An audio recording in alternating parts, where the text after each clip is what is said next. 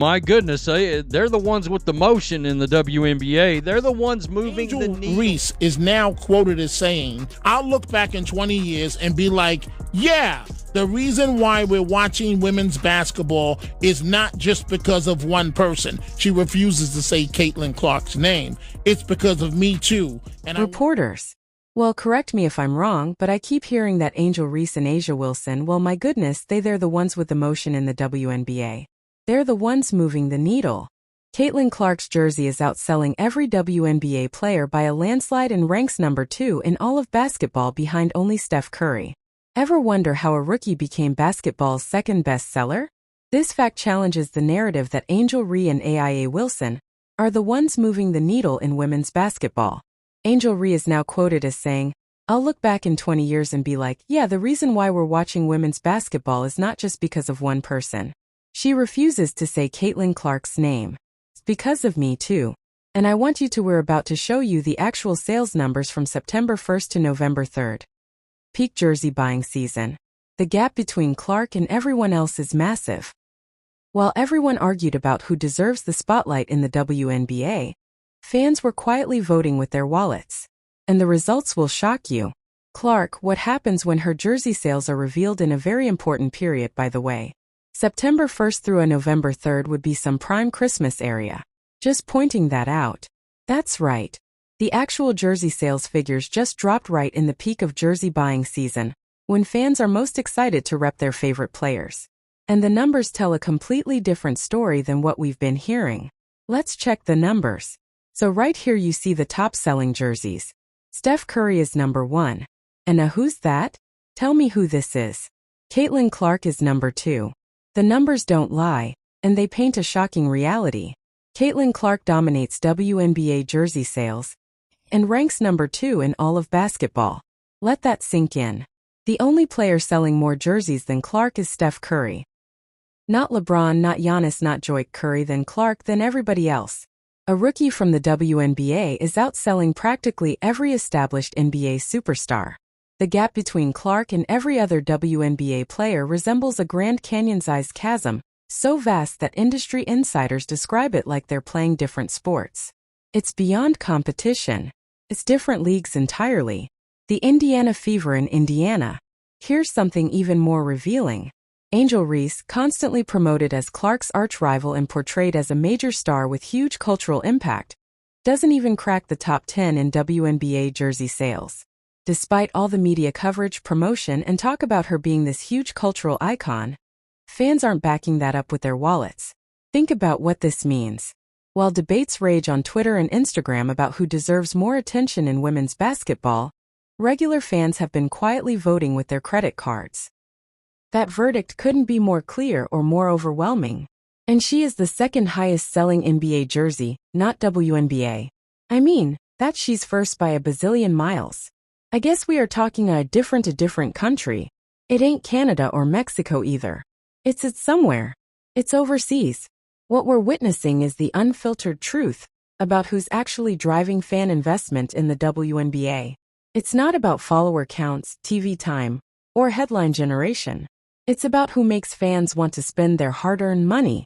And right now that answer is overwhelmingly Caitlin Clark. This gap completely reveals who's genuinely connecting with audiences on a level that translates to financial support. This isn't happening because of some massive marketing push or PR campaign. It's happening organically because fans are genuinely excited about what Clark brings to the game. I mean, look, if these other players are so damn popular, by they're up the ticket prices, up the demand, make them change stadiums. Nah, y'all going to keep running your mouths. I guess just being broke 'cause y'all are talking. The most telling part is that these sales figures were collected during intense debate about rookie achievements and award recognitions. While sports talk shows were debating different players' merits, consumers were making their preferences crystal clear through their purchasing decisions. Indiana is considered quote-unquote a small market. Alright, that's just a fact. It is what it is. It's not New York. It's not LA. Alright, it's not even Dallas. It's not Chicago. Those jersey sales become even more mind-blowing when you realize where Clark is playing. Indiana isn't exactly the bright lights of Manhattan or the celebrity spotlight of Los Angeles. It's what insiders call a small market in the sports world. Think about that for a second. This basketball phenomenon isn't coming from New York or LA, but from Indianapolis, a city that doesn't typically dominate national sports conversations. This tells you right here how far is the gap. How far is the gap between Caitlin Clark and her popularity and anybody else in the traditional sports marketing playbook. Small markets are supposed to be at a disadvantage. Indianapolis, with a population roughly 1/8 the size of New York City, and far fewer national media outlets, represents what many consider basketball's commercial hinterlands. The big coastal cities have larger populations, more media attention, and typically attract the biggest stars. Players in places like New York or Los Angeles automatically start with massive built-in fan bases and marketing opportunities just by virtue of their location. That's been the conventional wisdom for decades. And that is Caitlin Clark with the number 2 selling jersey in all of professional basketball. But Clark is completely flipping this script. She's dominating players from major markets in merchandise sales. When a rookie from Indiana is outselling established superstars who play in the biggest media capitals in America, something unprecedented is happening in sports marketing. She's like a supernova burning brightest where you least expect it, noted one sports marketing executive. In 20 years analyzing athlete marketability, I've never seen someone from a market this size generate such commercial heat so quickly. This should tell everybody that wants to argue for these other players in the WNBA all they need to know. What Clark is proving is that in today's digital-first world, geography matters less than star power and playing style. Fans aren't buying jerseys based on city population. They're investing in players who captivate them regardless of where they play. And Clark's ability to drain those spectacular long-range shots has clearly captivated basketball fans nationwide. This phenomenon hasn't gone unnoticed at the highest levels of basketball. Remember when I said folks when Adam Silver was trying to get Caitlin Clark in the three-point shooting contest in the All-Star weekend? It was because he needed her more than she needed them. When NBA Commissioner Adam Silver personally reached out to include Clark in the three-point contest during All-Star weekend, it signaled her extraordinary ability to draw viewers and generate excitement. As industry insiders put it, he needed her more than she needed them. That's an astonishing reversal of the typical power dynamic between leagues and players. Fact is, a lot of her ratings in games last year beat a hell of a lot of regular season NBA games. That's how she moves the needle. She has not only taken over popularity on the female side, but she's taken over popularity on the men's side. The men's side, the National Basketball Association. No W in front of that. The viewing numbers back this up in dramatic fashion. Clark's games last year achieved ratings that beat a hell of a lot of regular season NBA games.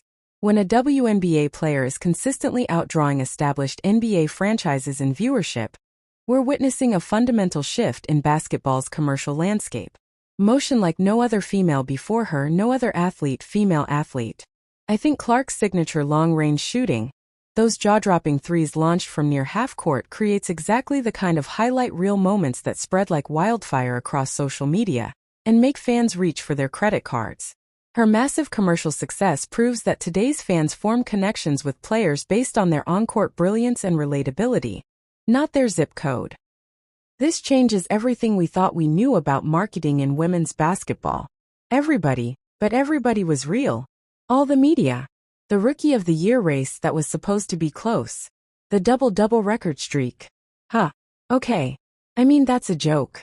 That we're finding out. Come on. Right here. The timing of this jersey sales revelation couldn't be more perfect. Just as debates about Rookie of the Year and other accolades were heating up, these numbers dropped like a truth bomb in the middle of all those arguments. While sports analysts and social media were busy arguing about who deserved what recognition, fans were quietly making their statement with their wallets. And wow, what a statement it is. Wait. Where are Asia and Angel? This can't be accurate. What are you going to say? What happens when fan wallets reject the media narrative? For months, we've been hearing the narrative that Angel Reese is the cultural icon changing women's basketball. Her supporters position her as the face of the league, the one moving the needle. But, as one analyst perfectly put it, culture without consumer engagement is just noise. The real question is, where's the corresponding data and ticket sales? viewership, and merchandise to back up all that talk. The most fascinating part is the disconnect between social media promotion versus what actual fans spend money on. Twitter followers and Instagram likes mean nothing if they don't translate into genuine fan investment. The jersey sales list.